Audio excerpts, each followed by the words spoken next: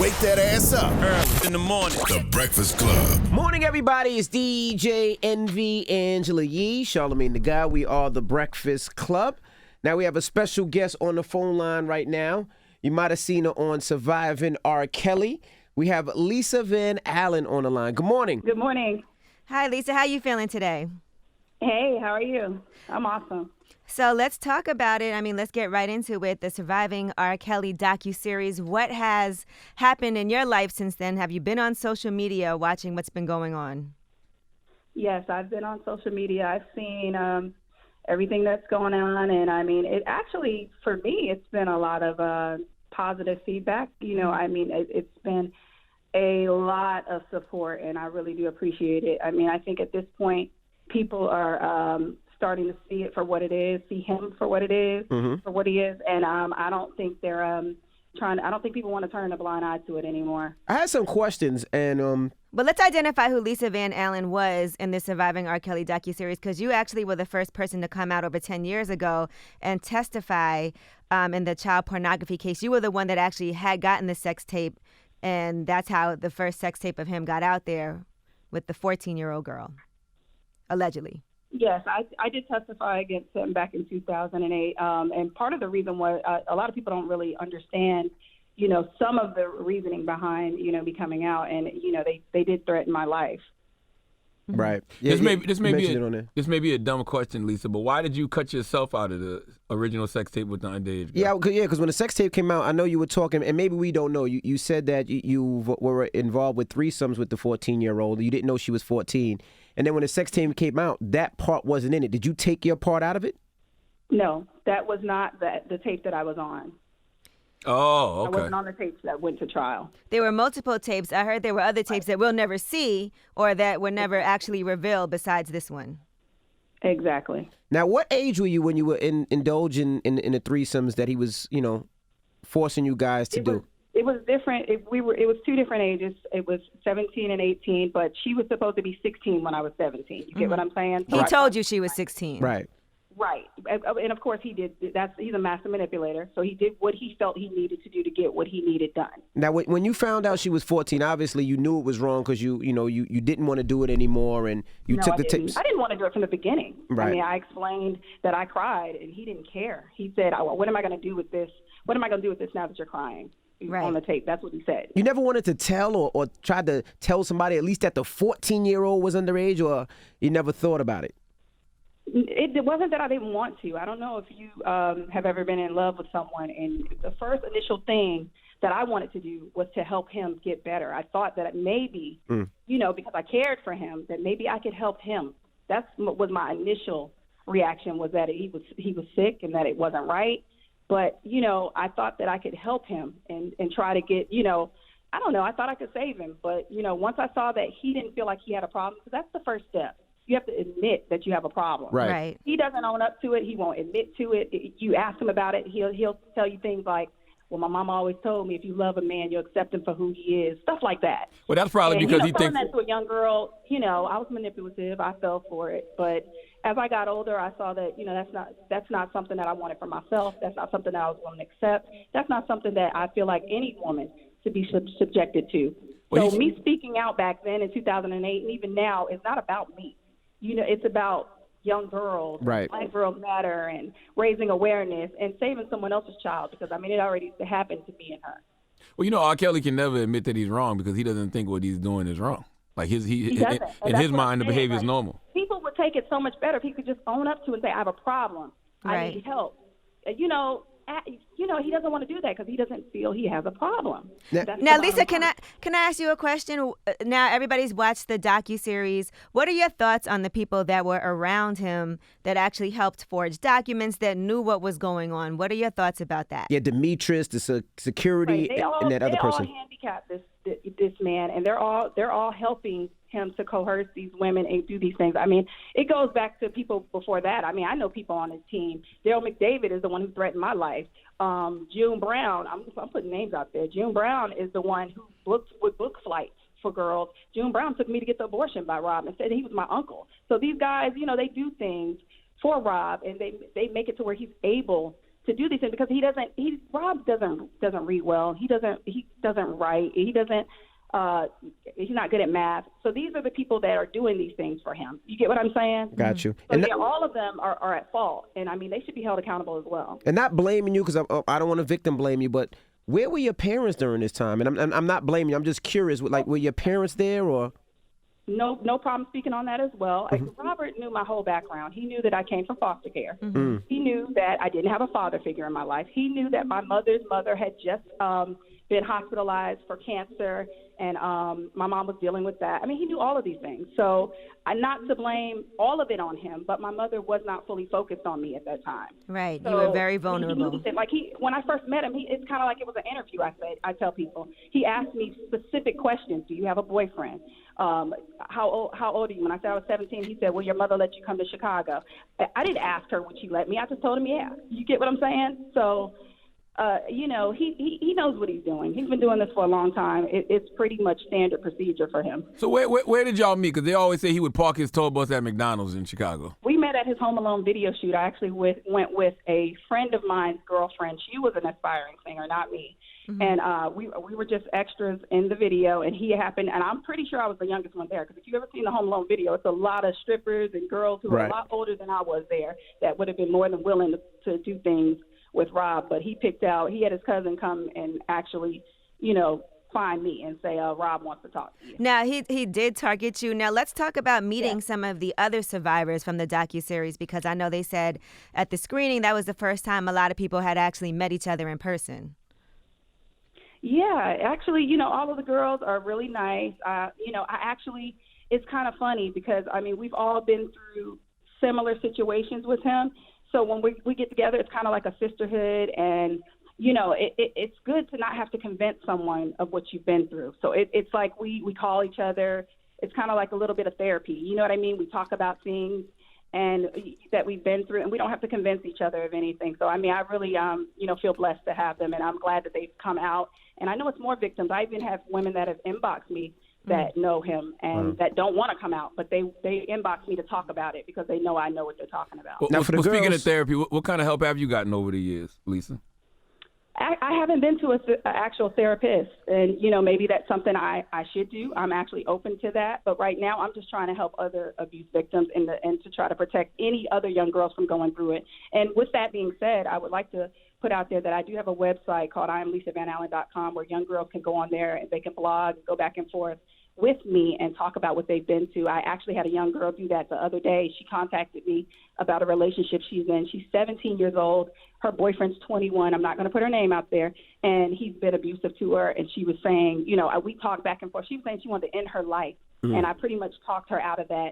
And we text back and forth for a while. So I actually do feel really good about this. I feel like I'm really helping the youth and young girls and abuse victims. Now, for the girls that are still locked up, that are still, that R. Kelly still has, and the parents are trying to get these girls, and we're talking to Lisa Van Allen from Surviving R. Kelly, the docuseries that was just on. What would you do to advise those parents? How can those parents get those kids out of there? Since you've been there, since you know what got you to leave, like, how can they get their kids out of there?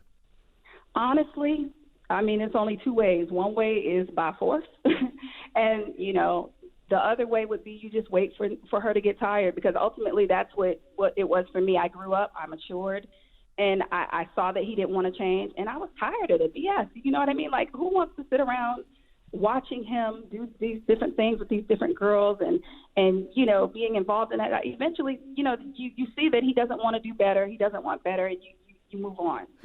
One thing that really was a wake-up call for you was getting pregnant, right? Yeah, I got pregnant, and when I got pregnant by him, I had to soul search on that because I loved him, but I didn't love him enough to bring a daughter into the world knowing that he may molest her. Because if you look at his track record, the girls that he slept with were close to him, the ones that he molested. You get what I'm saying? Like Rashona was supposed to, the girl was supposed to be his goddaughter. Aaliyah was his manager's niece. I mean, it's always someone that's pretty close to him. So I didn't feel comfortable doing that. Can there still be charges brought against him now? I feel like it is if they are underage. Yes. I'm really not sure about what's going on with the girls at the house, specifically. So I really cannot say. But I mean, me knowing the Rob I know, I'm pretty sure someone underage, something's happened. I do feel like at some point something can happen. Do you feel like, the trauma that you went through and the other women went through is being exploited at all? I mean, it kind of, yeah. But at the same time, it's crazy because a lot of people say, whether it's positive or a good or negative publicity is still publicity. And at the end of the day, we want to raise awareness. So whether people agree with me or not, they're still listening. You get what I mean? And right. That's the ultimate goal, to raise awareness. You can not like me all you want. You can say what you want about me. But I came out when nobody else would. There was a me before me too. Mm-hmm. You get what I'm saying? Like, I was coming out when there wasn't no movements. I was coming out when my life was threatened. So at the end of the day, and I didn't get paid to do any of that. They wanted me to do book deals. They wanted me to do different stuff. This was before anyone. And I just testified and went home. It really bothers me that people are saying, oh, these women are doing this for money. They're doing this for attention and things like that. And that's not at all the reason. And people aren't understanding. Like, they'll say, well, these girls made that decision. You don't get paid for interviews.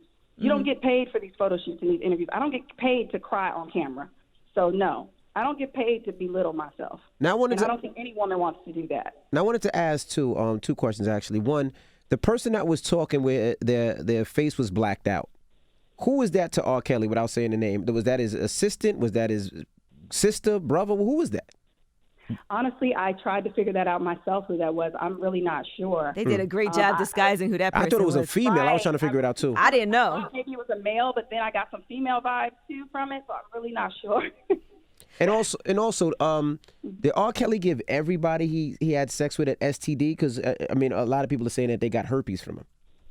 I did not catch herpes, and I thank the Lord. I actually called his old publicist to ask her, did he have it back then, because I was concerned. And, with how I didn't get it and, others are saying they did. And she said he did have it back then, but I didn't get it. So I guess I can say for myself that, no, he's not giving it to everyone.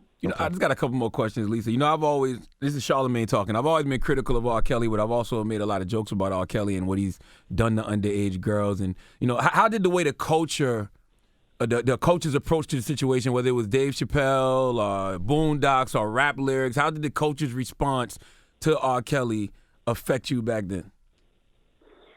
It was kind of frustrating because, people, it's like people knew, but instead of taking it serious, they would make jokes.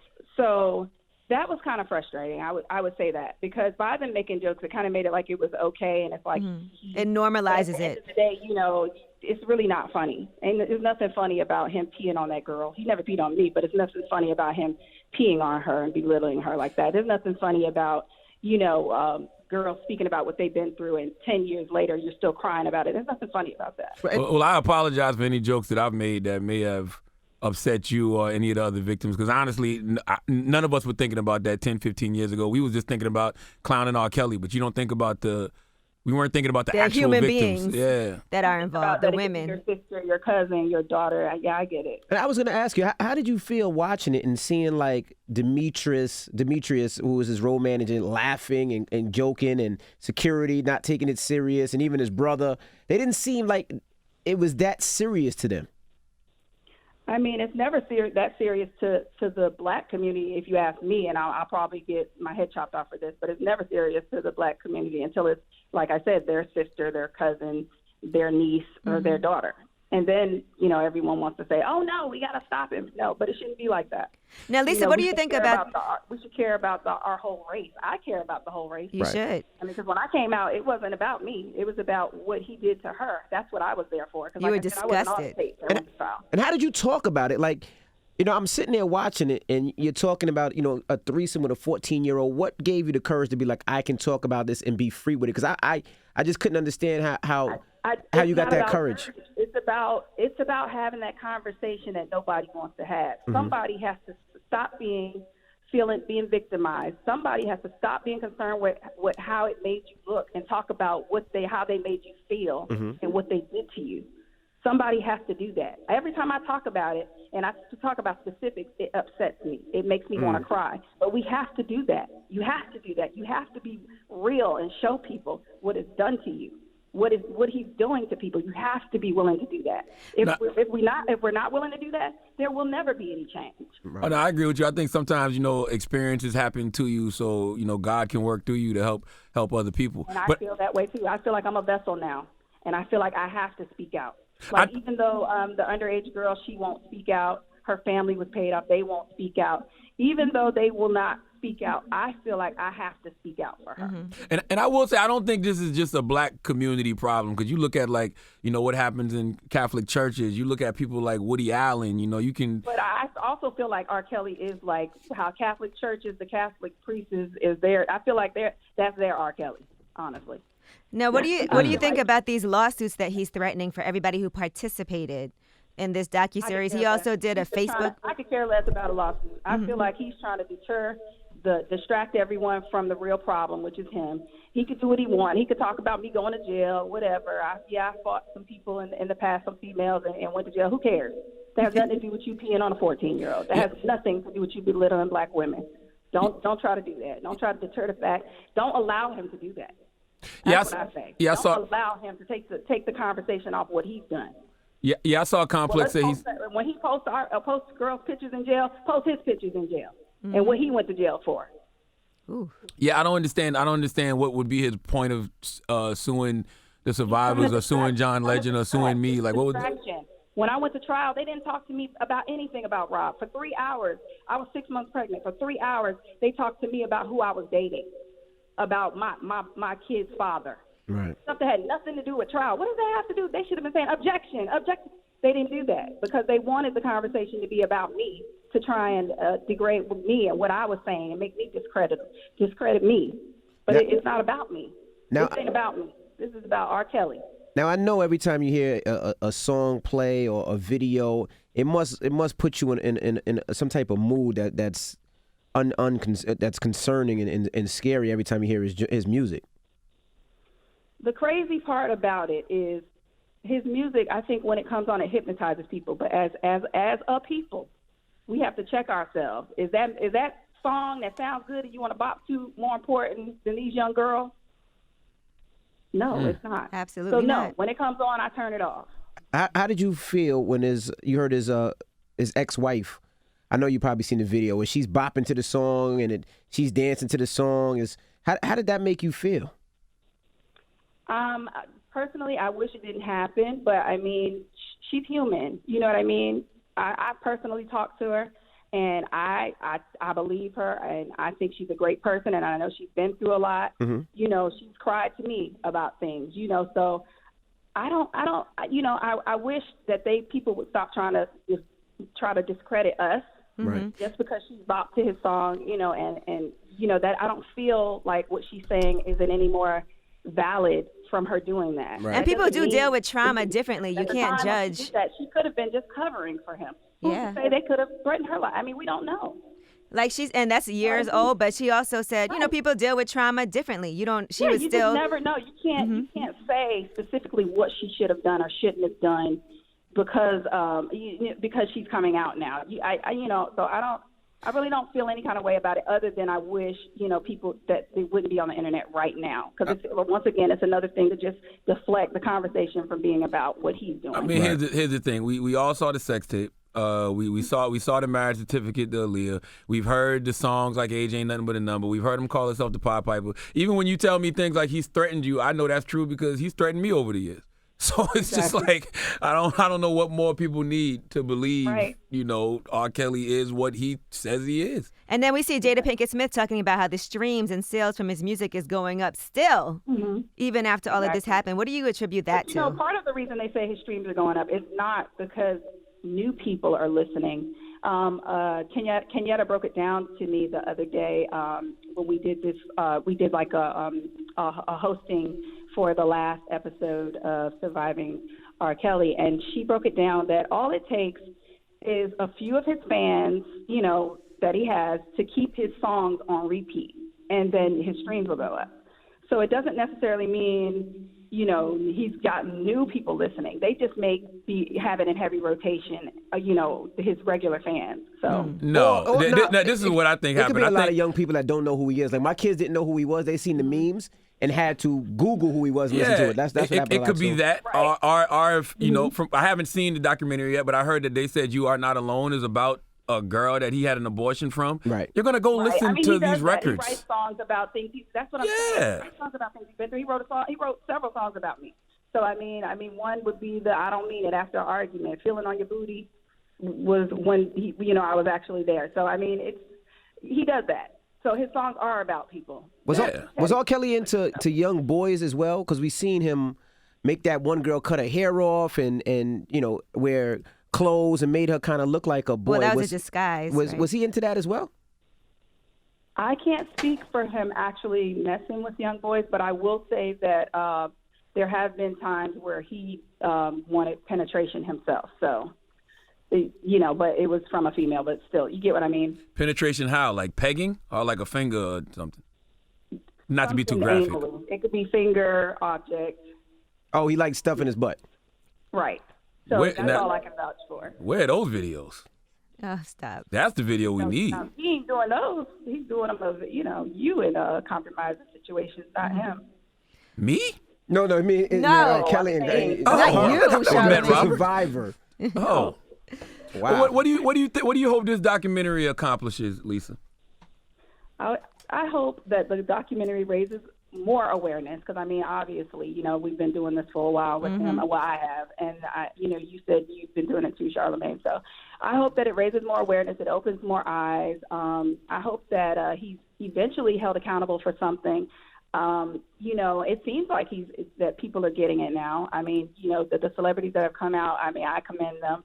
Because they don't have to. Right. They don't have to speak about it. So I do commend the ones that have come forward. I feel like more people should still, because I know, just like you said, everybody pretty much knows. I don't see any celebrities leaving their kids with him, or telling them to help their kids with a record deal as good of an artist as he is, So, I just hope it raises awareness. I hope people don't lose focus and start trying to make it about us when it's not about us women that have gone through it. It's about him and stopping him from hurting young girls. What was your mother's response when you came back home? Repeat it. What did you say, ma'am? What was your mother's response when you came back home?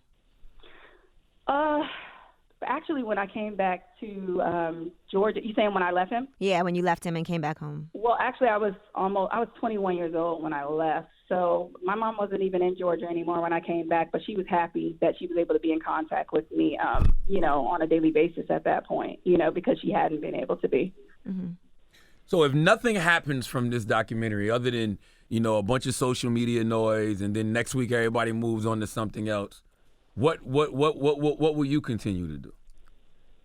I'm going to continue to raise awareness. I help other abuse victims as well. It's not just R. Kelly. People say, well, your life's all about R. Kelly. No, that's what we're dealing with right now. But I do help other abuse victims. So I would hope from this, abuse victims could gain strength and courage to come forward, as well as the victims that he has and that he's had will gain strength and be able to come forward. All right. All right. Well, Lisa, thank you so much for checking in with us. We appreciate it. And we appreciate the work that you're doing now. So your website, again, if people want to contact you or have their own situations that they're dealing with.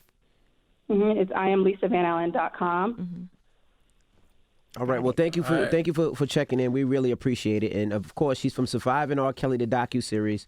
Lisa Van Allen, thank you very much. Blessings to you. Happy New Year and all that good stuff. Thank you, guys. And I'd love to come into the show. Pull up. Whenever you in town. I already said. All right. All right. Thank you. Bye-bye.